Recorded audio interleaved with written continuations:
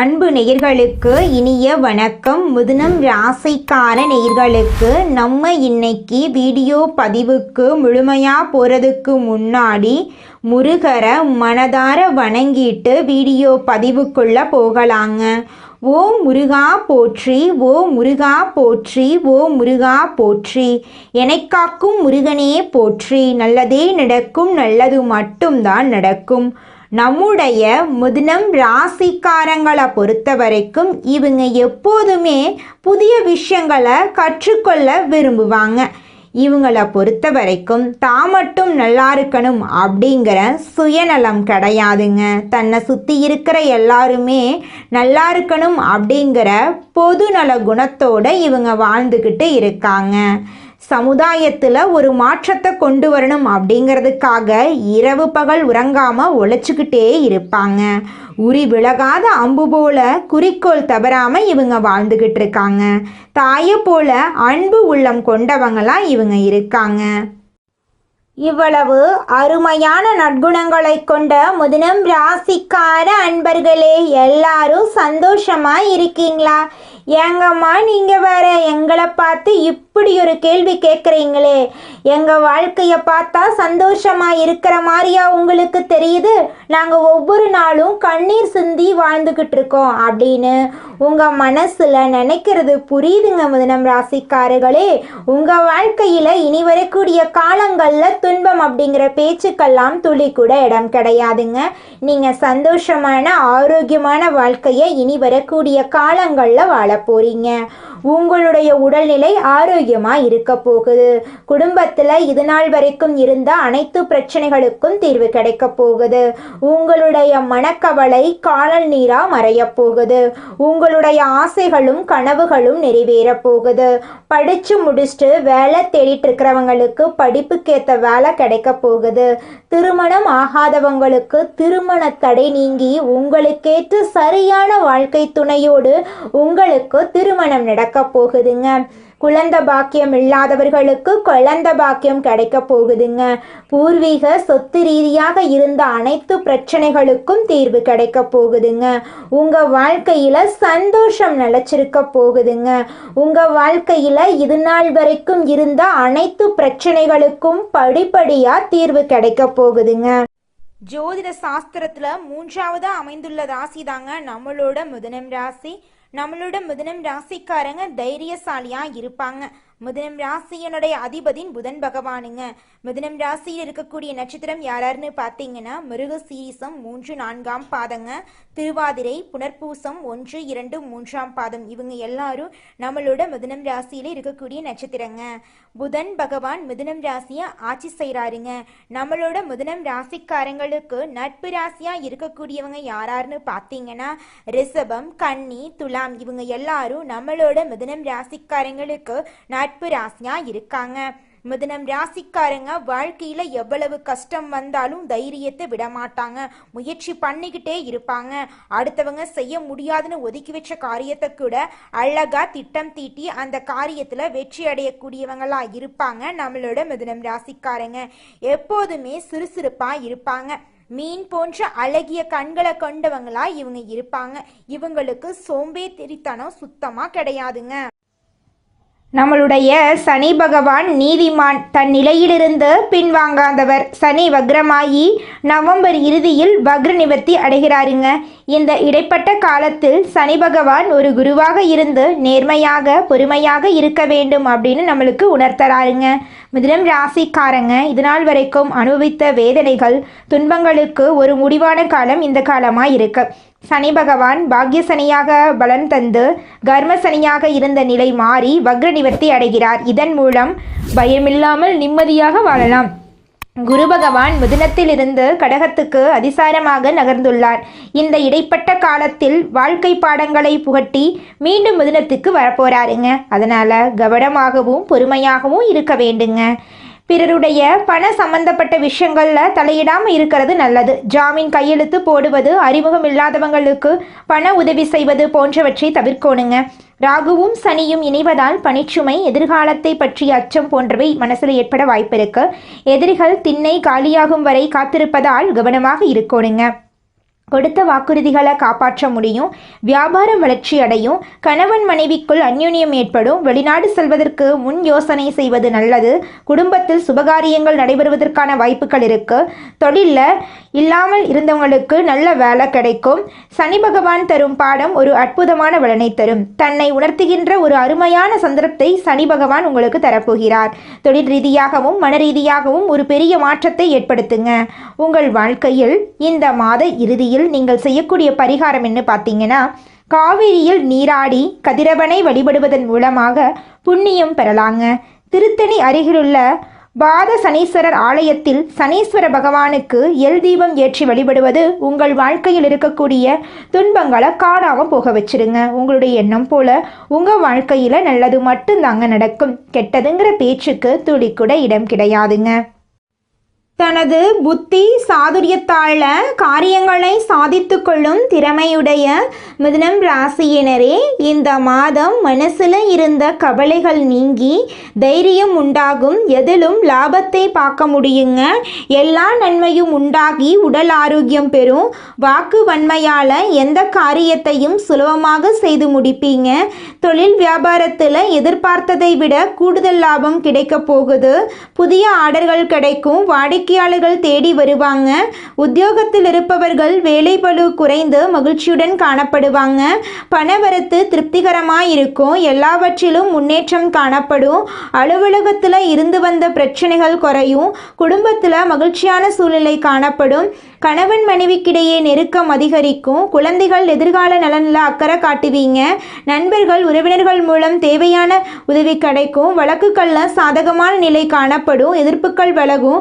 தாமதமாகி வந்த சுபகாரியங்கள் சிறப்பாக நடக்கும். பெண்களுக்கு சாமர்த்தியமான பேச்சின் மூலம் காரிய வெற்றி காண்பீங்க.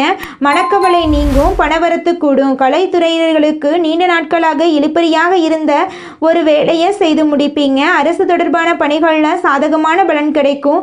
எண்ணிய காரியங்கள் கைகூடும். சூழ்நிலைகள் உருவாகும். அரசியல் துறையினர்களுக்கு ஆலோசனையில் ஈடுபடுவீங்க. தேவையான நிதியுதவி கிடைக்க வாய்ப்பு இருக்கு. பணிசுமை குறைந்து காணப்படும். நிலுவையில் இருந்த பணம் கிடைக்கும்.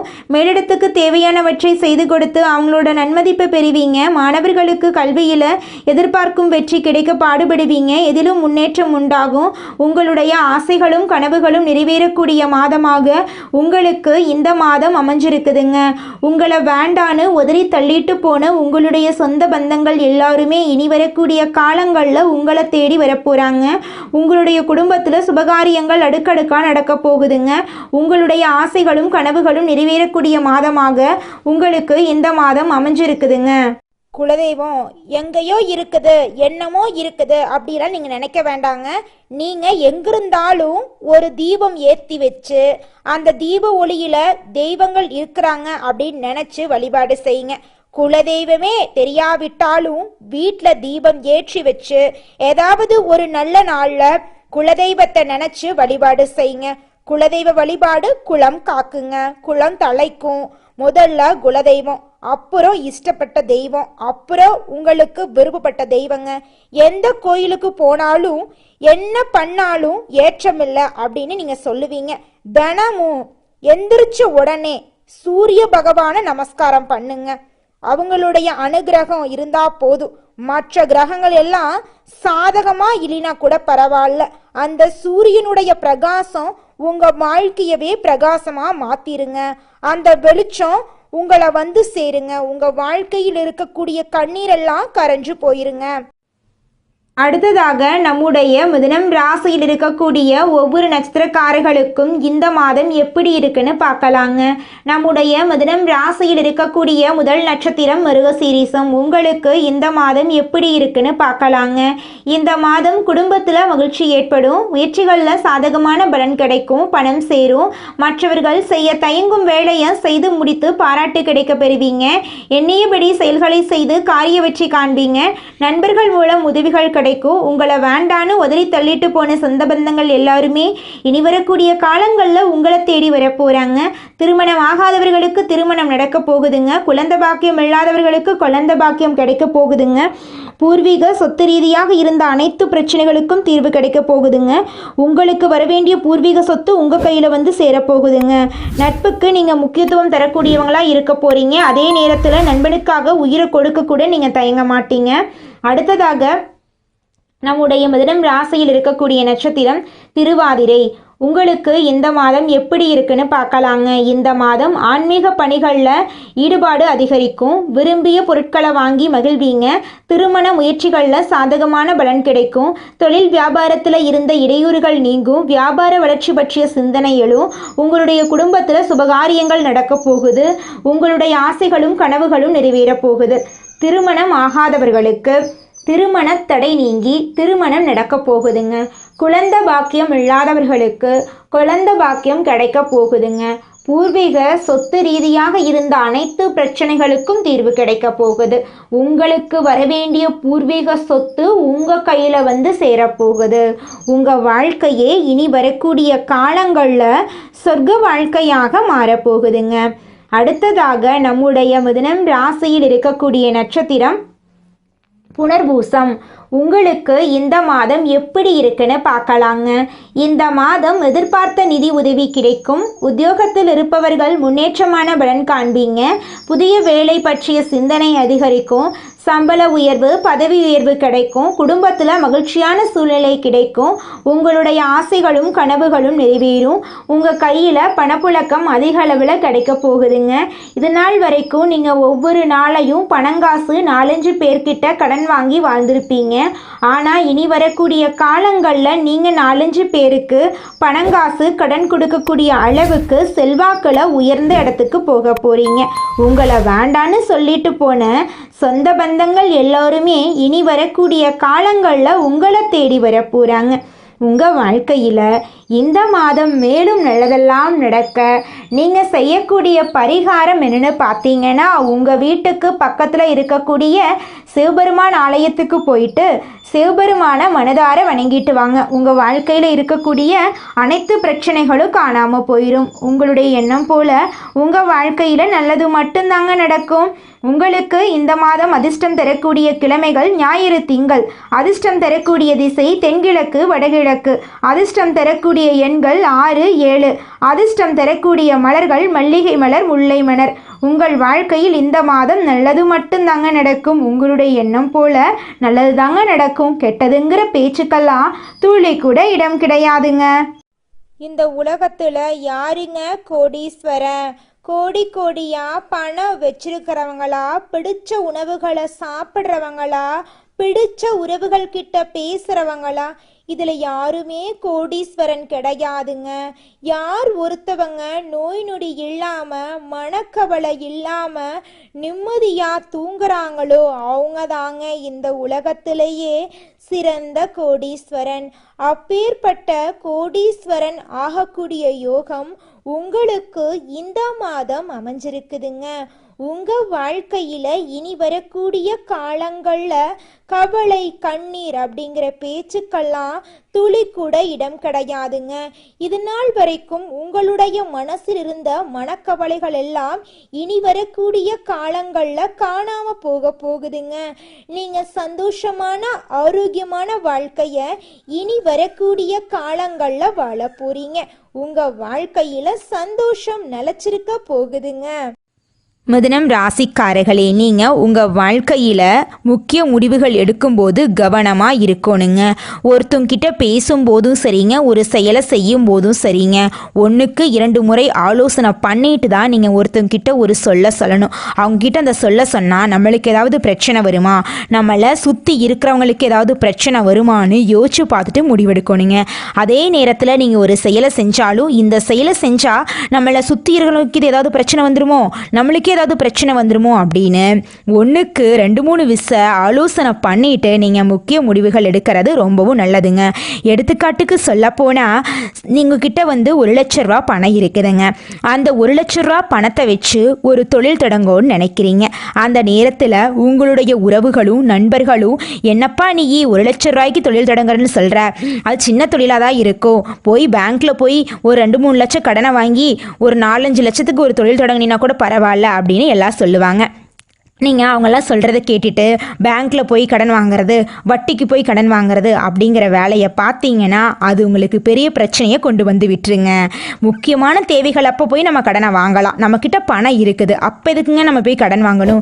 நம்மக்கிட்ட இருக்கிற பணத்தை வச்சு தொழில் தொடங்கி அப்புறம் நம்ம படிப்படியாக மேலே வந்துக்கலாம். ஒரே படத்துலையெல்லாம் ஒரே பாட்டில் பணக்காரர் ஆகிற மாதிரி நம்ம உண்மையான வாழ்க்கையில் ஒரே பாட்டிலையெல்லாம் பணக்காரர் ஆக முடியாதுங்க. அடுத்தவங்க சொல்கிறத கேட்கறதுக்கு முன்னாடி அவங்க சொல்கிறது நல்லதா, நம்மளுடைய நல்லதுக்கு சொல்கிறாங்களா இல்லை நம்மளை கொண்டு போய் பிரச்சனையில் மாட்டி விடுறதுக்கு சொல்கிறாங்களா அப்படிங்கிறத யோசிச்சு பார்த்து செயல்படுறது உங்கள் வாழ்க்கைக்கு ரொம்பவும் நல்லதுங்க. உங்களுடைய மனசு என்ன சொல்லுதோ அதை மட்டும் கேளுங்க. அடுத்தவங்களுக்காக வாழ வேண்டாம், உங்களுக்காக வாழுங்க. ஏன்னா கடவுள் உங்களுக்காக வாழ தான் உங்களை படைச்சிருக்காரு. உலகத்தில் இருக்கிற நண்பர்களுக்காகவும் உங்களுடைய உறவுகளுக்காகவும் பயந்து வாழ்றதுக்காக கடவுள் நம்மளை படைக்கலை. நம்ம யாரை கண்டு பயக்கணும்னு பார்த்தீங்கன்னா நம்மளை படைச்ச கடவுளை கண்டு மட்டும் பயந்தா போதுங்க. உறவுகளோ சொந்த பந்தங்களோ நண்பர்களோ யாருமே நம்மளுக்கு உண்மையானவங்க கிடையாது அப்படிங்கிறத நீங்கள் எப்போ புரிஞ்சுக்கிறீங்களோ அப்போதாங்க உங்களால் வாழ்க்கையில் முன்னேற முடியும். மிதுனம் ராசிக்காரர்களே, நீங்கள் காலையில் எழுந்ததும் கண்ணை திறக்காமல் ஒரு 10 வினாடி என்னால் முடியும், இன்றைய நாள் என்னுடைய நாள், இதுக்கு பின்னாடி அதிர்ஷ்டம் வேலை செய்யும் அப்படின்னு நினைக்கணும். குளிக்கும்போது 2 முறை ஓம் ஸ்ரீ குருவே நமக என்ற மந்திரத்தை சொல்லணுங்க. வீட்டை விட்டு வெளியே வரப்போ ஒரு நிமிஷம் வடக்கு அல்லது கிழக்கு திசையை நோக்கி நின்று குரு பகவான் என்னோட இருக்காரு, இதனால் எனக்கு மனக்குழப்பம் இல்லை, பயம் இல்லை, தடைகள் எதுவுமே இல்லை அப்படின்னு சொல்லிட்டு போகிறது உங்கள் வாழ்க்கைக்கு ரொம்பவும் நல்லதுங்க. வியாழக்கிழமைகளில் மஞ்சள் கலரில் இருக்கக்கூடிய ஆடைகளை நீங்கள் அணியணும். மஞ்சளுக்கு குழச்சி நெத்தியில் திருநீர் போல இட்டுக்கோங்க. இதோட 11 கற்கண்டு அல்லது ஒரு வாழைப்பழம் குழந்தைங்களுக்கு வாங்கி கொடுங்க. தினமும் ஓம் பிரகஸ்பதியே நமக அப்படிங்கிற மந்திரத்தை 27 முறை சொல்கிறது உங்கள் வாழ்க்கையில் இருக்கக்கூடிய துன்பங்கள் குறைகிறதுக்கு ஒரு வாய்ப்பாக இருக்கும். மிதுனம் ராசிக்காரர்களே, நீங்கள் வியாழக்கிழமைகளில் 1 மணி நேரம் வடக்கு மூலையில் அணையாத விளக்கு ஒன்று ஏற்றி விளக்கில் மஞ்சள் சிறிது சேர்த்துக்கோங்க. அதுக்கு பக்கத்தில் ஒரு புத்தகம் அல்லது பேனா வச்சுக்கோங்க. ஓம் பிரகஸ்பதியே நமக 9 முறை இந்த மந்திரமும் இந்த விளக்கேற்றி வச்சு நீங்கள் செய்ய வேண்டிய இந்த சிறப்பு பூஜையும் உடனடியாக உங்கள் வாழ்க்கையில் மாற்றத்தை ஏற்படுத்தும். குரு பகவான் சந்நிதியில் மஞ்சள் வஸ்திரம் சாட்சி மஞ்ச கொண்டக்கடலையை மாலையா கட்டி போட்டு மஞ்ச கொண்டக்கடலையை நெய்வேத்தியமா உடைச்சு வரக்கூடிய பக்தர்களுக்கு கொடுத்து குருவை வழிபாடு செஞ்சுட்டு வாங்க. குரு தட்சிணாமூர்த்தி உங்க வாழ்க்கைக்கு நல்லதை செய்வாரு. அனாதையா இருக்கிறவங்களுக்கு உங்களால முடிஞ்ச உதவிகளை செஞ்சுக்கிட்டு வாங்க. குறிப்பாக குழந்தைகள் இருக்கக்கூடிய இல்லங்களுக்கு உங்களால் முடிஞ்ச உதவிகளை செய்யுங்க.